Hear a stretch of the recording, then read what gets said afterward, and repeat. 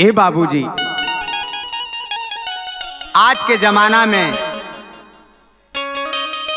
एगो आंख कम होखे, कान से कम सुनाई दे, बाकी गरीबी भगवान न दे केहू के। काहे से कि गरीबी में कितना परेशानी होला वो हम कह ना सकत हैं। देखी एगो भाव बा गीत के,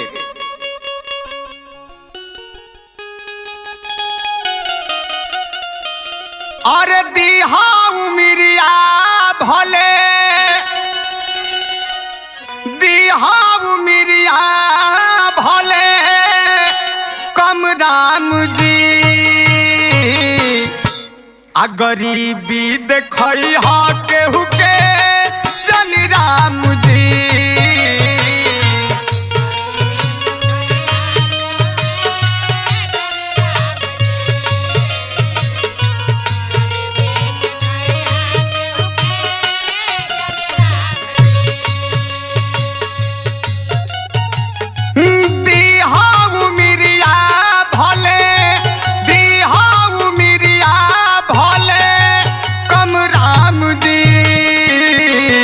गरीबी देखई हा केहू के जन राम जी।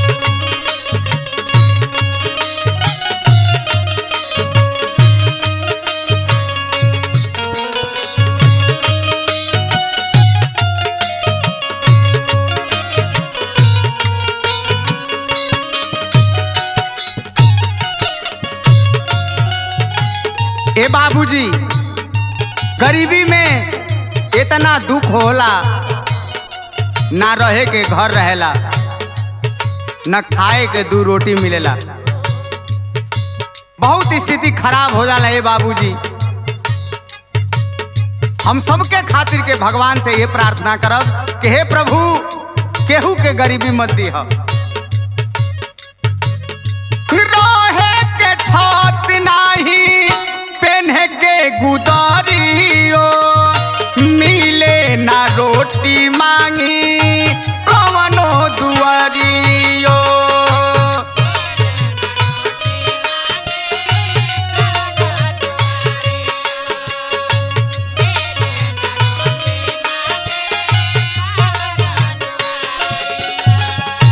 रहे के छत नाही, पेन्हे के लुगरियो, मिले ना रोटी मांगी कवनो दुआरियो।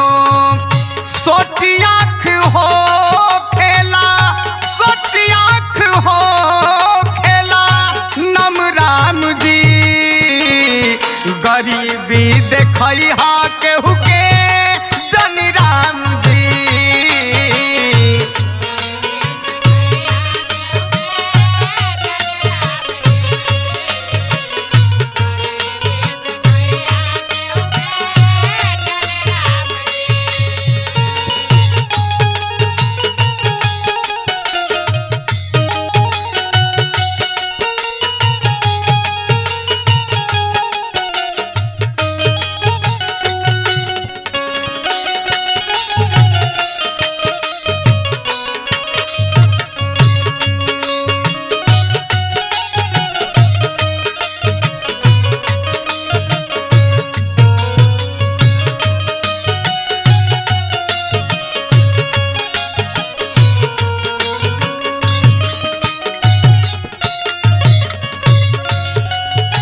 ए बाबूजी, भगवान दू चीज जरूर बनौले हुआ, गरीबी या अमीरी। इस चक्र के समान जोन बा इस संसार में कभी गरीबी कभी अमीरी। देखी कवि जी लिखले का हूँ लिखला करम काहे ऐसन विधाता पी पी के पनिया दिनवा कटाता।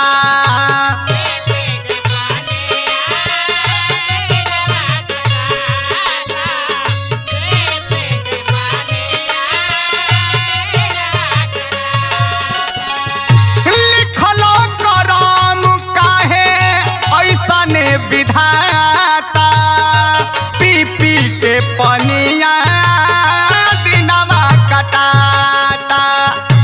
बट गइलिया लागा धर्म राम जी बट गइलिया लागा धर्म राम जी। गरीबी देखई हा केहू के जन राम जी।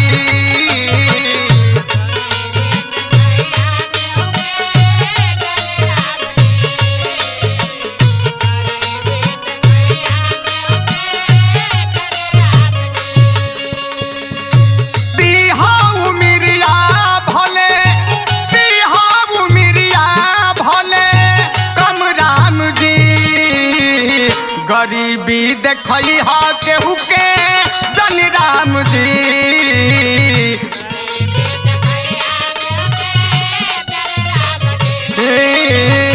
गरीबी देखई हा केहू के गरीबी देखई हा केहू के